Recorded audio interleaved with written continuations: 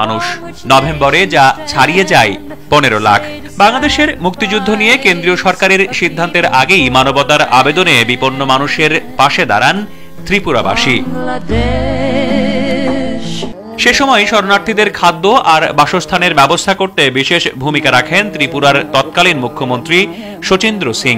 21 মে লম্বছড়ায় এক শরণার্থী শিবিরে গিয়ে তিনি বলেন, পূর্ব বাংলার এই আন্দোলন গণতন্ত্রের আন্দোলন। বাংলাদেশের স্বাধীনতার প্রতি তার একান্ত সমর্থনেই ত্রিপুরার পাহাড় আর টিলায় গড়ে ওঠে মুক্তিযোদ্ধাদের ক্যাম্প, যার অনেকগুলোই স্থাপন করা হয় স্থানীয়দের বসতবাড়ি সরিয়ে। সেক্টর 2-তে প্রশিক্ষণ নেওয়া মুক্তিযোদ্ধারা বলছেন, 71-এর মুক্তিযুদ্ধে ত্রিপুরাবাসীর আবেগ ছিল অসামান্য। তাদের পপুলেশনের ডবল আমরা মানুষ আশ্রয় নিয়েছি, এক। দ্বিতীয়ত, তারা কোনো সময় মুখ খুলে না বলেনি যে এটা করতে পারবেন না। তৃতীয়ত, যখন